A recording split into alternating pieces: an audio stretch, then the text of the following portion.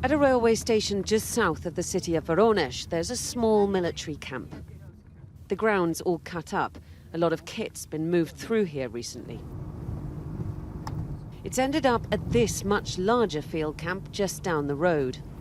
Seems to be a pretty big operation that they've got going on here, and that we've driven right into the middle of. The Ukrainian border is about 170 miles southwest. The Russian-backed separatist republics in eastern Ukraine, where there's been a pickup in fighting in recent weeks, are further south still. So it's strange to bring a lot of troops here. There's always been a military base here, but it is massively expanded in the last few weeks. From the satellite imagery, there are more than 500 military vehicles currently based here. From us just driving past, it would appear that there are even more. You can see how they've used the local facilities, the local playground, to do their training exercises. Just exercises is Russia's stated rationale for moving more troops into Crimea and to the border with Ukraine than at any time since 2014, at the height of the Ukrainian war. They're coming from far and wide across Russia. From the 76 on these number plates, you can tell these are troops from the Central Military District, at least 700 miles further east. Watering her plants at her dacha right next door, Nina says Ukraine's president should watch his step. Ну, это у них там наверху. Надо узнать.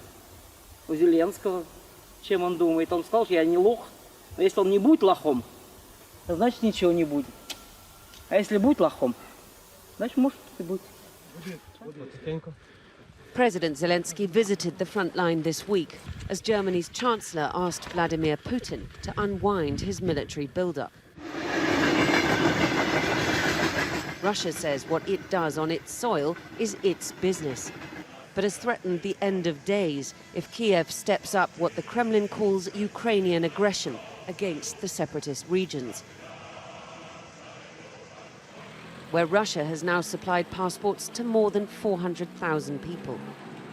Начало боевых действий – это начало конца Украины. Это самострел. Выстрел себе не в ногу, а в висок. Если там будет, как говорит наш президент, устроена серебряница, видимо, вынуждены будем встать на защиту. So what's Russia up to? Coercive diplomacy or a prelude to war?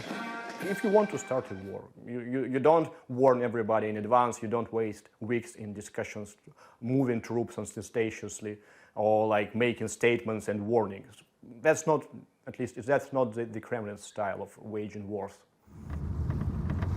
If these are signals, then they're hard to read. But what's clear is that Russian troops are ready for whatever the Kremlin plans. Diana Magne, Sky News, near Voronezh, Russia.